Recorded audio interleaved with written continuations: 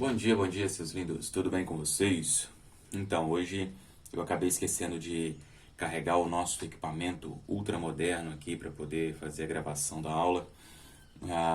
O nosso Galaxy Samsung Mini S5, acho que é isso. Não, é o J5. É Samsung. O Samsung Mini ainda foi antes do J5. Então, aí eu estou com uma câmera a menos, estou usando só do meu celular. Aí por isso que vai ser a só a parte aqui, né, da escrita, e o áudio eu não sei se vai ficar muito bom, vou ficar sabendo só depois de editar. Então, olha só, galera. Na aula de hoje eu vou falar um pouco sobre transformações cíclicas, é uma coisa importante aí pra gente, e vou fazer a resolução dos exercícios da aula passada. Então, pra gente começar, transformações cíclicas vão ser aquelas transformações que elas começam e terminam no mesmo ponto. Então, essa transformação eu posso considerar que ela começa no ponto A, aí eu tenho uma transformação até um ponto B, né, um estado B, então estado A. Eu tenho uma transformação que vai para um estado B, e depois esse estado B volta para o estado A. Me repare que os caminhos são diferentes, não precisa ser o mesmo caminho para ir do estado A para o estado B e depois do estado B para o estado A. Então eu tenho caminhos diferentes, né? Eu passo aqui do estado A até o estado B com a pressão aumentando, pouco depois diminuindo, né, e o volume aumentando. E depois eu saio do estado B e vou para o estado A com o volume diminuindo e a pressão fazendo um aumento. Beleza? Então, esse aqui é um exemplo geral, né? E aí eu tenho uma transformação cíclica porque ela começa no ponto A e termina no ponto A, ou pode começar no ponto B e terminar no ponto B, tanto faz. Ela pode começar em A ou em B. Mas o importante é que ela fecha esse ciclo, né? E aí, na transformação cíclica, a gente tem uma coisa muito importante, né?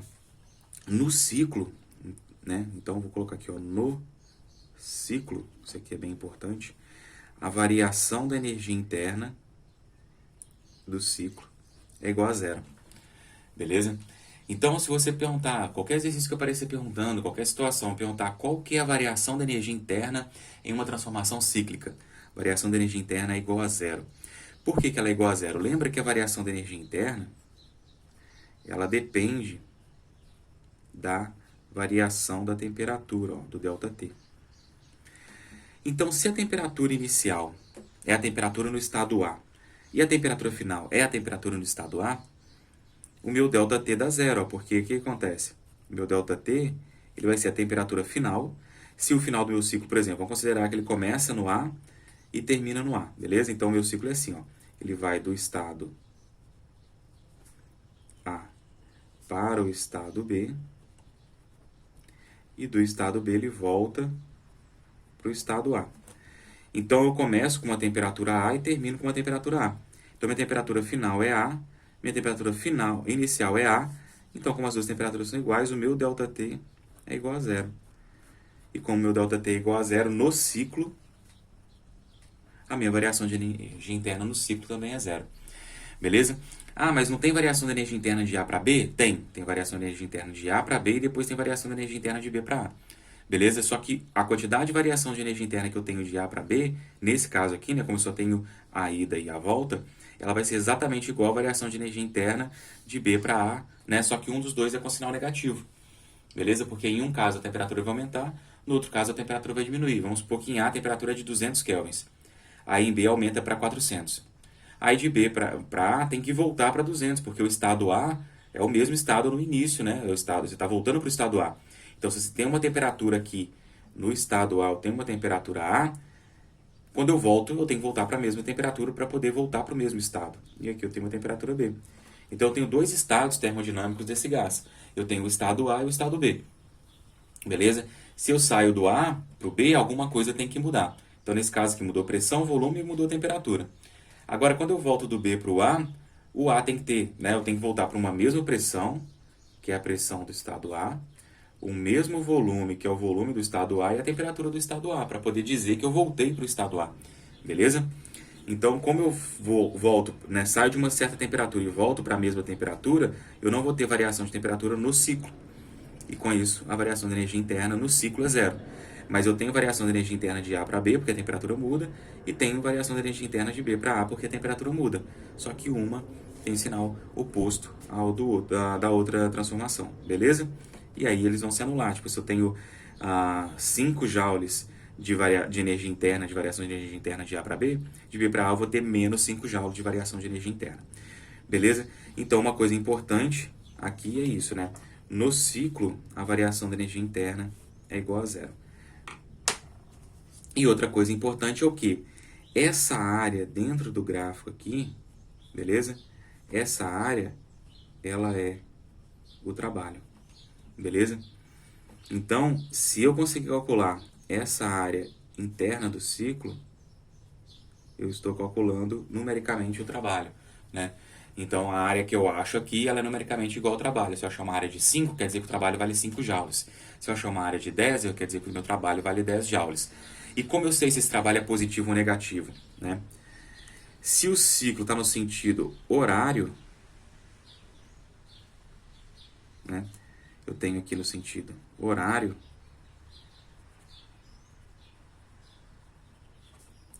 o meu trabalho ele é positivo. Se meu ciclo está no sentido anti-horário, então sentido anti-horário, o meu trabalho ele é negativo.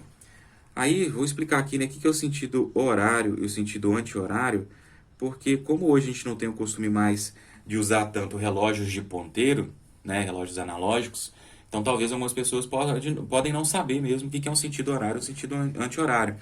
Então, o que acontece? Num relógio de ponteiro, né, um relógio analógico, a gente não usa no braço, mas às vezes na cozinha de casa ainda tem aquele reloginho pendurado na parede, na sala, enfim. Você tem aquele reloginho, né? 12, 3, 6 e 9. Tem 1, 2, 3 aqui tudo. Então, o nosso ponteiro das horas, ele gira nesse sentido. Então, isso que é o sentido horário, beleza? Sentido anti-horário seria o sentido oposto de giro. Então, o relógio girando assim, sentido horário. Né? Girando assim é sentido anti-horário. Beleza? Então, quando eu tenho sentido horário na transformação, o trabalho é maior que zero.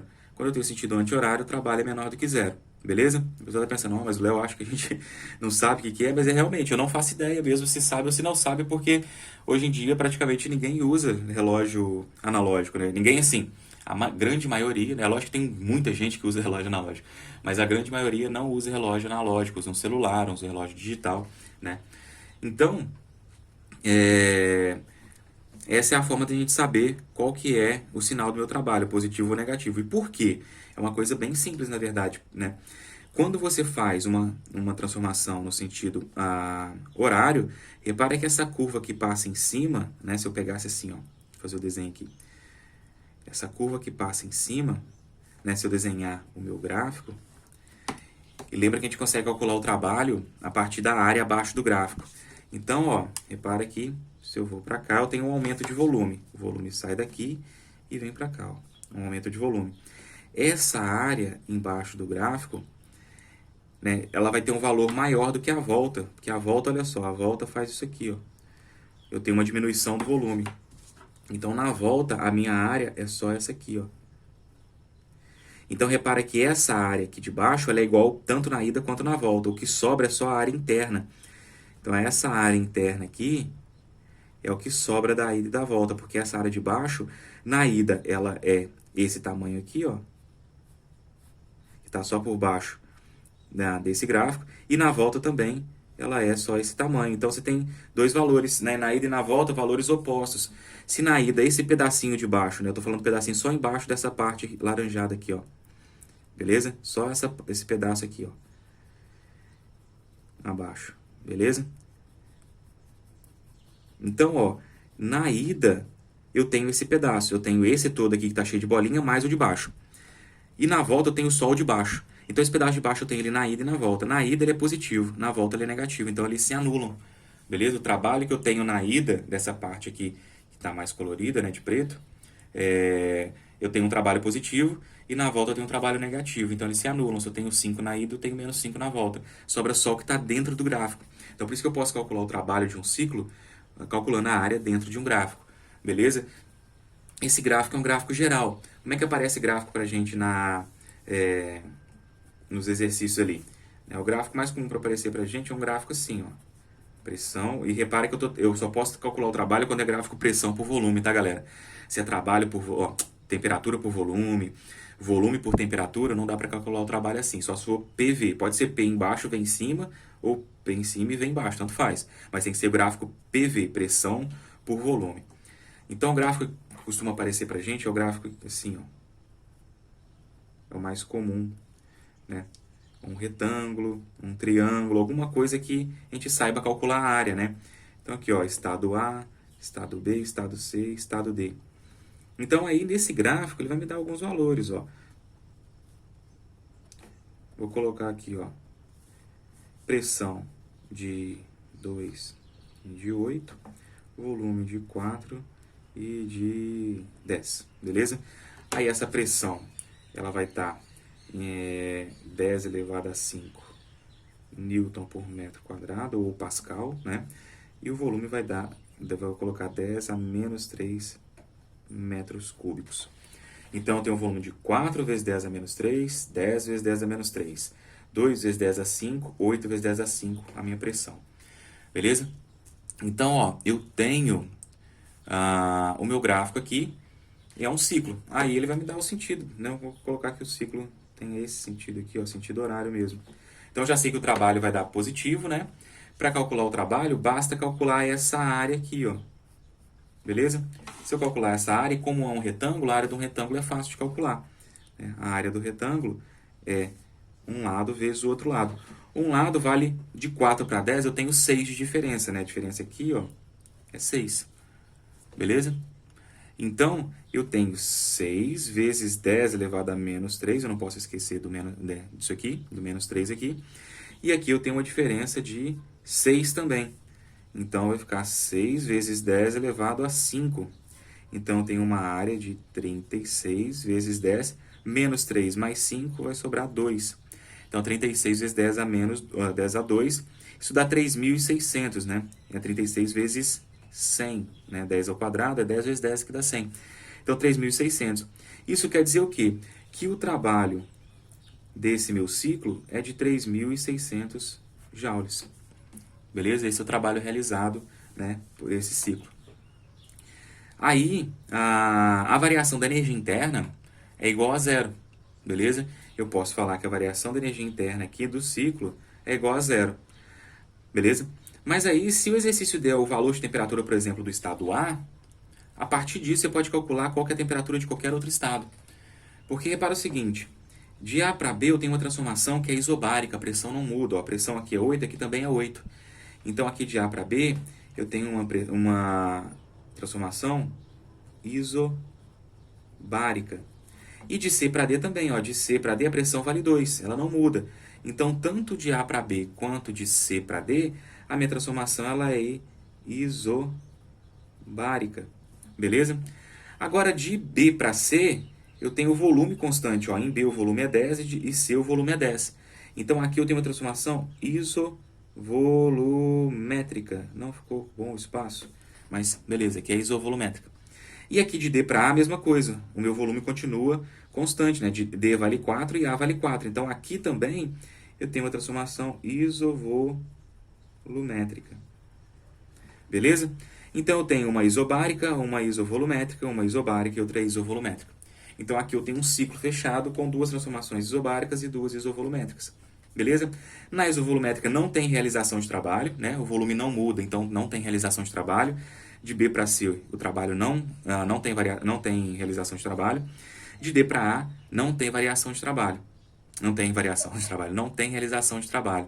Então, se eu não tenho realização de trabalho, nesses dois casos, né, é a isovolumétrica. De A para B e de C para D, eu tenho uma transformação isobárica, pressão constante. A vantagem é que eu posso usar aquela equação para calcular o trabalho, né? Aquela equação, trabalho é igual a P vezes ΔV. Porque a pressão é constante, eu posso só pegar a pressão e multiplicar pela variação de volume. E aí eu vou ter o trabalho realizado tanto de A para B quanto de C para D.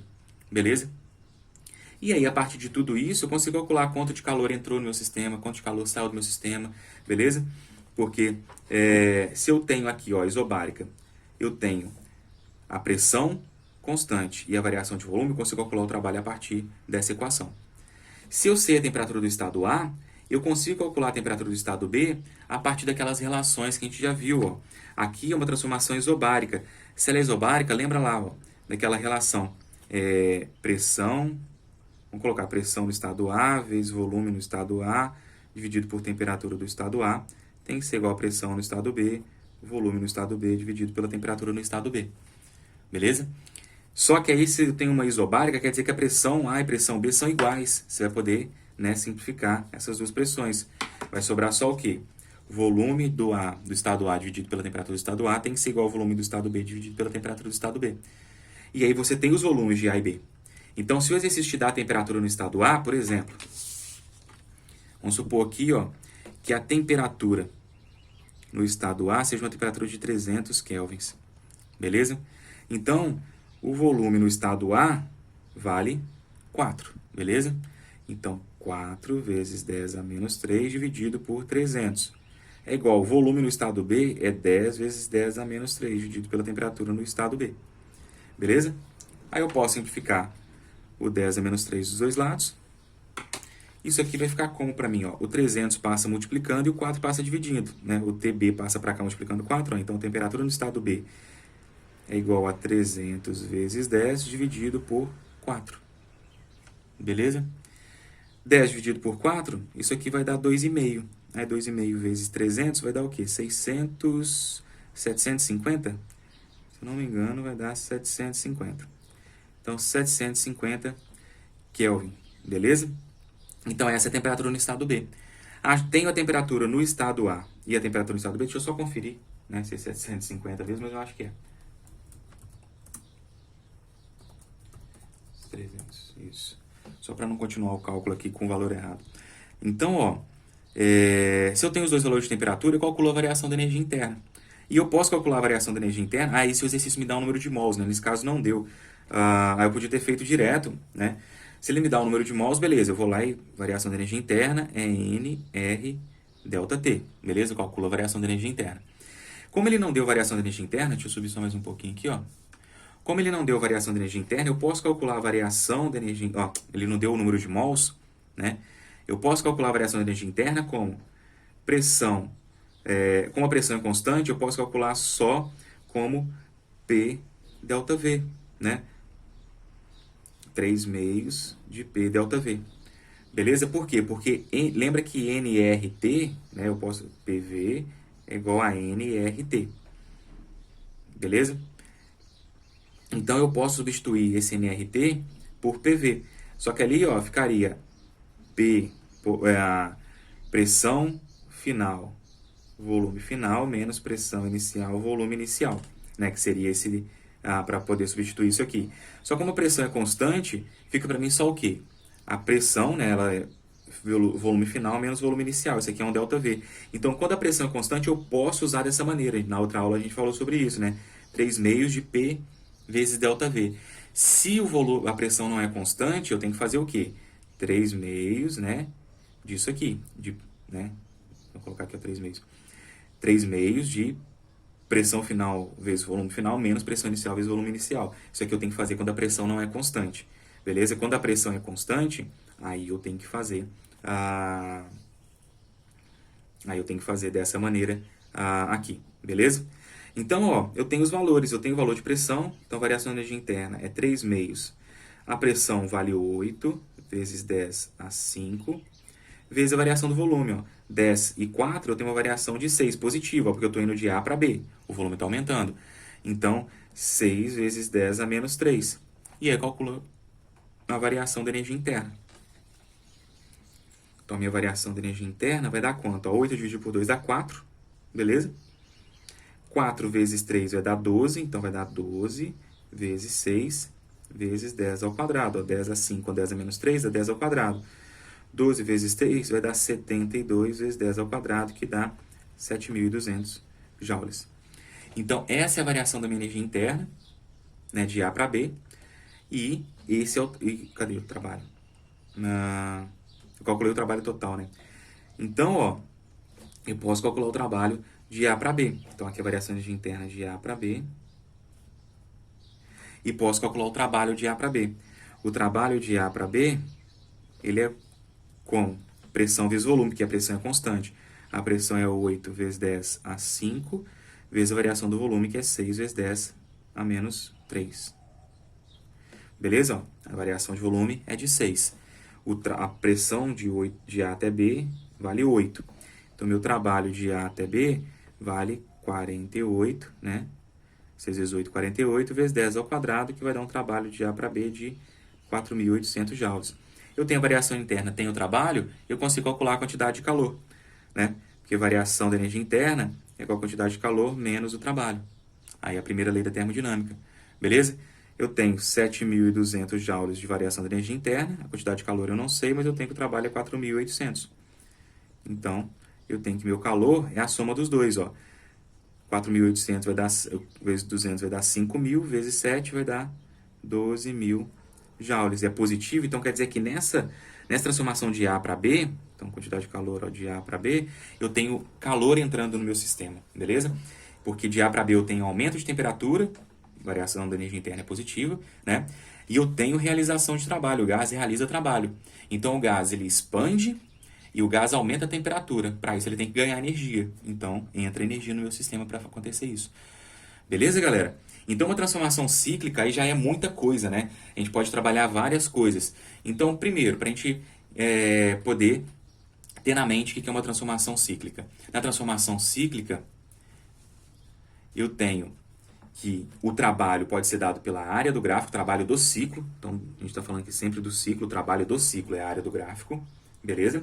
E eu tenho que no ciclo a variação da energia interna é igual a zero, beleza?